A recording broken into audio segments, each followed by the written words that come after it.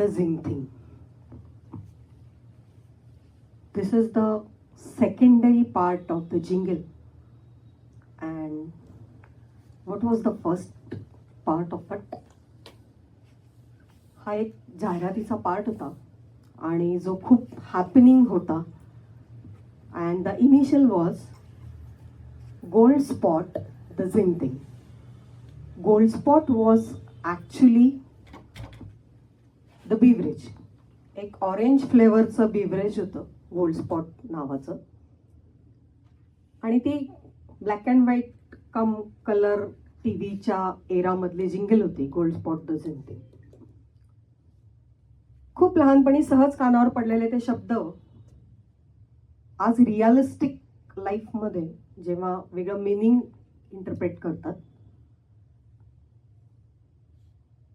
when you are spotting a particular thing, मागच्या वेळेस मी असं म्हणलं होतं की let the passion be passive.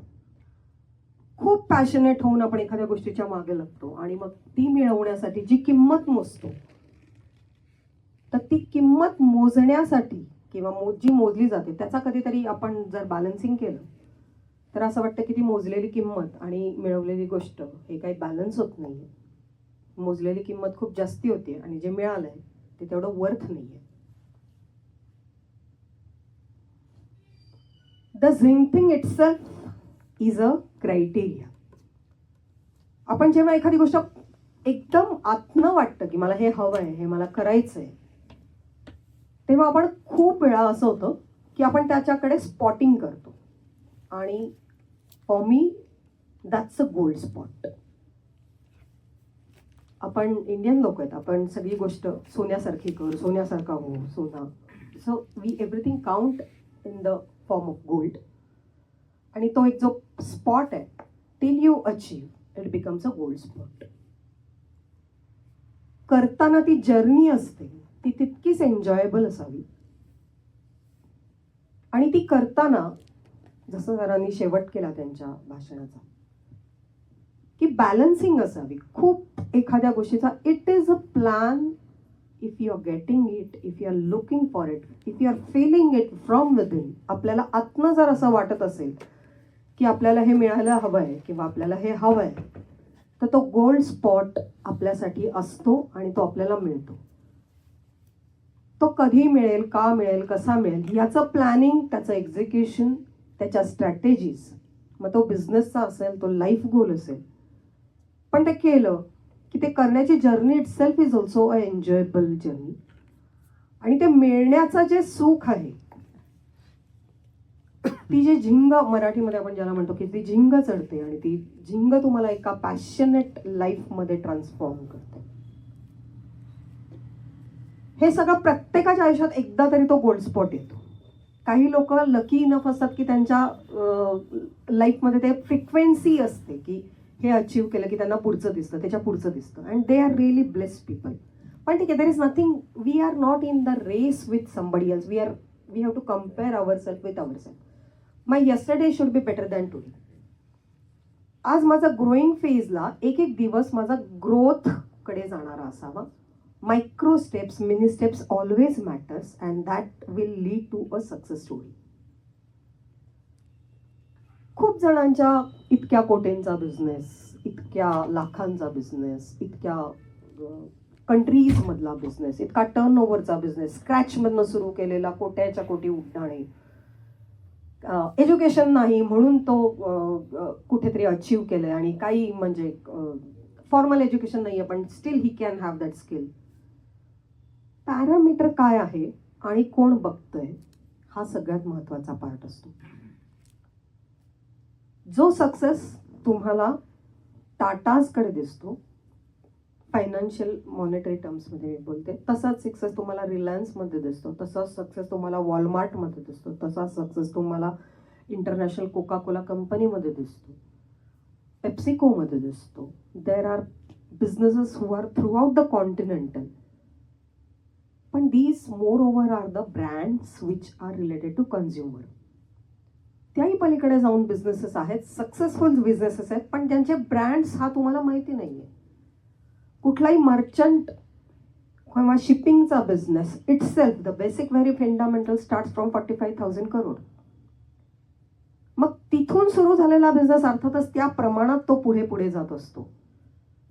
पण आपल्याला एकाही शिपिंग कंपनीचं नाव माहिती नसतं. But does that mean really that is not a success? Yes, that is a success. खूप लोक ठरवून अनअचिवेबल टार्गेट्स साठी काम करतात. आता सध्या एक आपण स्पिरिच्युअल म्हणू शकतो किंवा आयकॉनिक पर्सनॅलिटी म्हणू शकतो, सद्गुरू नावाचे जे पर्सन आहे, he is striving for betterment of soil. ही जी काही जमीन आहे त्याचं बेटरमेंट मी करीन. मला फॉलोअर्स जे आहेत, हजारो लाखो सगळ्या कॉन्टिनेंटमध्ये त्यांचे फॉलोअर्स आहेत, तर त्यांना मी हे निमित्त करीन आणि मी I will save the soil, I will save the water. हे मिशन इम्पॉसिबल, हे सगळ्यांना कळतं. This is mission impossible. पण त्यांनी त्यांच्या लाईफचं टार्गेट ठेवलंय. And then thousands and crores of people are working on his dream to make it happen, which is impossible itself. What is that passion? That is the Zing thing. That is what I have felt. If I can penetrate to the people, then that's a Zing thing. एक तो gold spot त्यांनी develop केलाय आणि not necessary तो spot जो आहे तो monetary टर्म्समध्ये, आय एम नॉट अगेन्स्ट, मी बेसिकली फायनान्सर आहे, so I am not against earning money. Rather earning money is a fundamental part. माझ्या 10 पैकी 8 सेशनमध्ये मी तेच प्रमोट केले की you need to earn, you need to earn, you need to earn more and you need to earn more in time. पण त्याचबरोबर एक जो काही आपल्याला मी इथे काय करायला आली आहे हा जो काही इन्साईट असायला हवा, तो इन्साईट घेणं. आजकाल तर इंटेलिजन्स सुद्धा आर्टिफिशियल आहे. आपण कशाबद्दल बोलतोय? Everything you demand. तुम्हाला इथे बसून घरात सीडी असेल तर तुम्ही घर झाडून पुसून घेताय मोबाईलवरती. आपण मोबाईलचं कौतुक करतोय. Down the line in 2-3 years, the mobile might get vanish and we'll have a technology which we have not even dreamed for. So technical upgradation किंवा हा particular success जो आहे, this is not measurable. Fundamentally कितीही तुम्ही काही क्रांती केली, काहीही केलं तरी आजही अशा टॅबलेट म्हणून आपण 4 टॅबलेट खाऊन जेवण संपत नाही. आपल्याला जेवायला वरण भात पोळी भाजी लागते आणि ते ग्रो करायला फार्मर्स लागतात.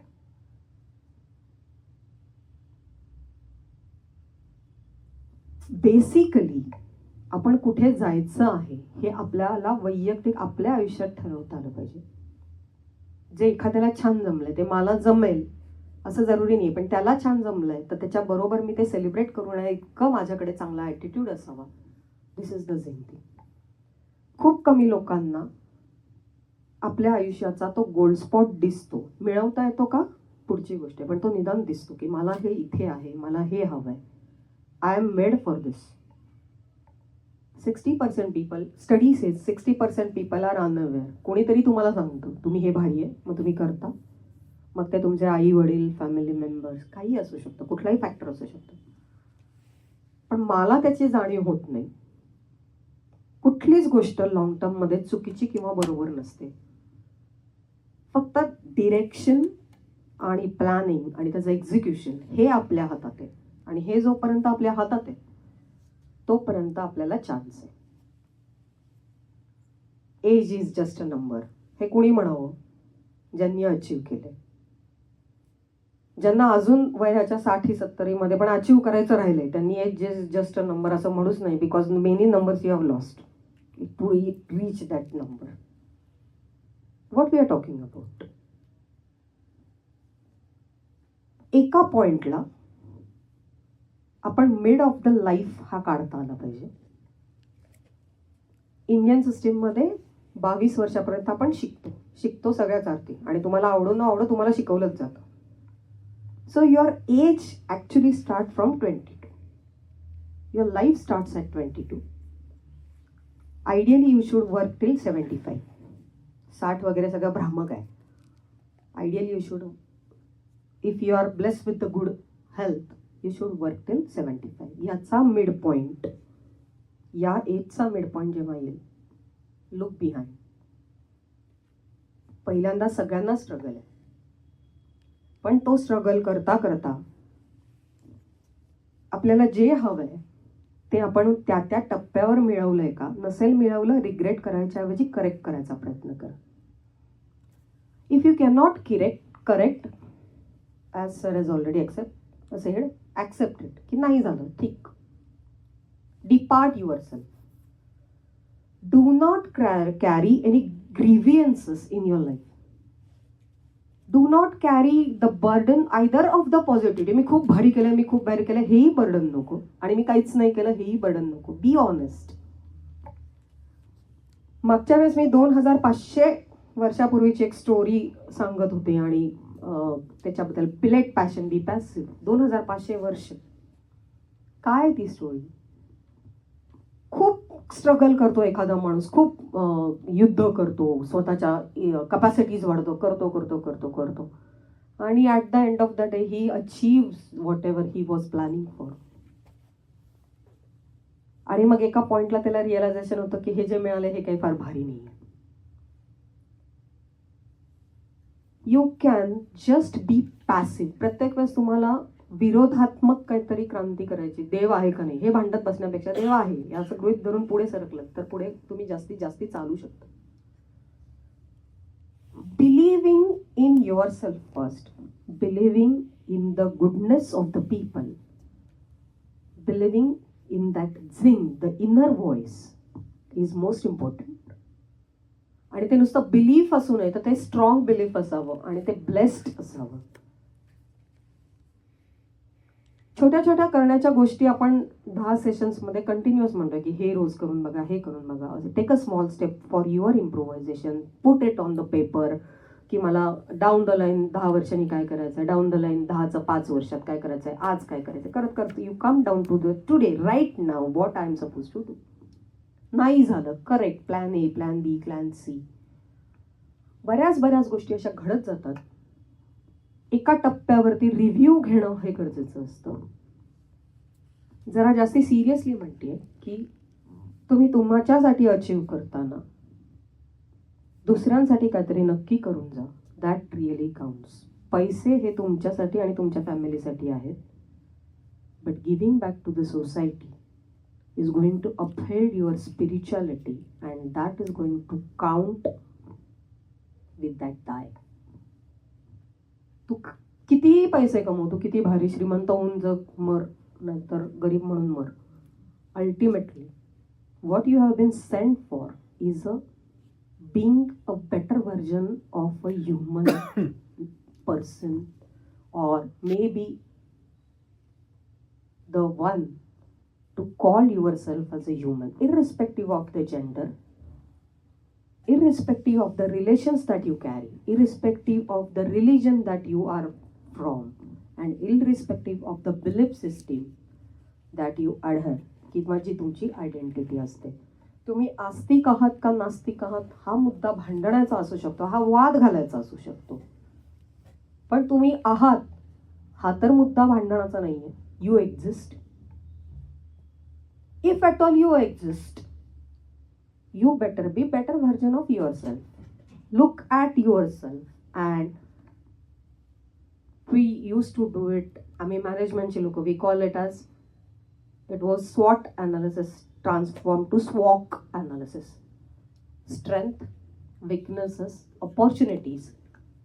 It was threat, now it is challenges. That threat word is replaced with the challenges. Why so? Very thoughtful process. किमान 25 वर्ष मॅनेजमेंटच्या पुस्तकांमध्ये SWOT T अनालिसिस होता, आणि गेल्या 5 वर्षामध्ये तो T मोठा बॅन करतात.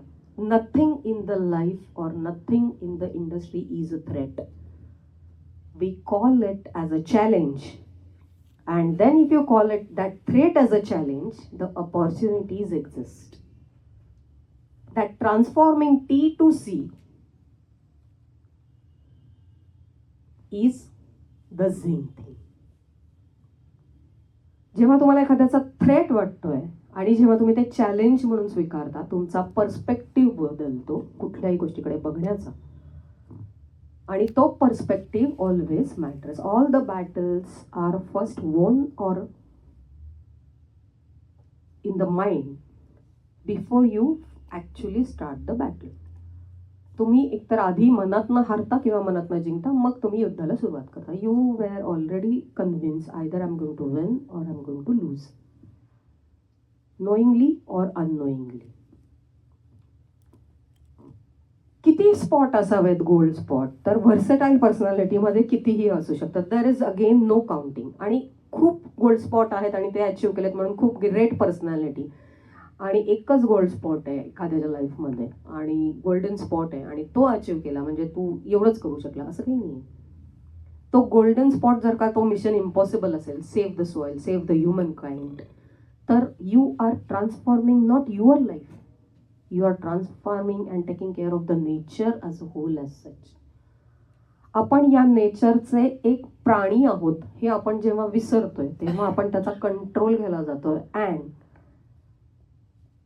ती जी चायनीज थिअरी आहे जी लिहिली गेली किंवा जी आज समजली जाते ती म्हणते की you can not control the nature is controlling you ultimately. तो आपला ego as a human develop होतोय with the perspective, with acquisition of the rights आणि माइंडसेट ट्रेनिंग. ह्याच्याने मी हे शिकलो, इंजिनियर शिकलो, मी सायंटिस्ट झाले, मी हे झाले, मी चंद्रावर गेले, मी आता मंगळावर चालली आहे, सगळं सगळं सगळं चाललंय. पण हे सगळं जाताना तू जिथनं आलायस ती प्युअर जी सॉइल आहे तिथे तू जर खराब करून पुढे मंगळावर जात असेल तर that makes no sense. That has got no value addition to the quality called life. खूप अशा गोष्टींच्या आणि खूप अशा वेगळ्या वेगळ्या प्रकाराच्या आपण जर मागे जात राहिलो किंवा जात त्याला चेस करत राहिलो तर अल्टिमेटली असं होतं की ते चेसिंगला एका इनहरंट लिमिट असतं. And then we might achieve, we might not achieve, but the journey is stressful and then you are not enjoying that journey. ही जर्नी एन्जॉय करण्यासाठी गेले 10 सेशन्स मी किंवा दवे सर, काही काळांसाठी आरती कुलकर्णी, हे सतत we have not told anything which is a rocket science, जे तुम्हाला माहिती नव्हतं. आम्ही फक्त त्याच्यावरची थोडीशी धूळ झटकायचा प्रामाणिक प्रयत्न केला की कदाचित आम्हाला जे दिसते ते तुम्हाला बेटर पद्धतीने सांगायचं होतं. जे आपल्याला माहिती असतं तेच कोणीतरी वेगळ्या फॉर्मॅटमध्ये सांगितलं तर ते आपल्याला अपील होतं. It works and that working was what was we were trying to do throughout this alignment. अलाइनमेंटचं मी मागे पण एकदा बोलता बोलले होते की जर लोगो बघितला आपण तर त्याच्या बेसला आम्ही लिहिलं आहे की life is beautiful. Life is beautiful if you align your self with yourself and with thy, and then this beautiful life can be portrayed and can be scheme for yourself and people around you. खूप मोठं आपलं जर का ambition नसू शकतं, ठीक आहे, I'm fair enough, I'm a common lady, I would like to live my life happily, I would like to die happily, and when the moment of death comes I don't carry any regret being a woman or being a human. Fair enough, I've achieved my goal of the life. असं खूप जण म्हणतात की जेव्हा तुम्ही शेवटच्या मोमेंटला असता तेव्हा तुमच्या आयुष्यात घडलेलं सगळं तुम्हाला सलग दिसतं आणि ते जे दिसतं ते इतकं वाईट असतं की चांगलं आणि वाईट तुमच्या आयुष्याचा movie you can actually visualise and then you take to the next journey, you are taking to the next journey. हे करत असताना ही जर्नी आपल्याला रिग्रेटफुल होऊ नये इतकीच फक्त इच्छा अपेक्षा. May you all get the gold spot of your life May you achieve the spot with the passion and peace, and ultimately let your inner voice be there to achieve that particular spot. With this, I'll stop my session. Thank you.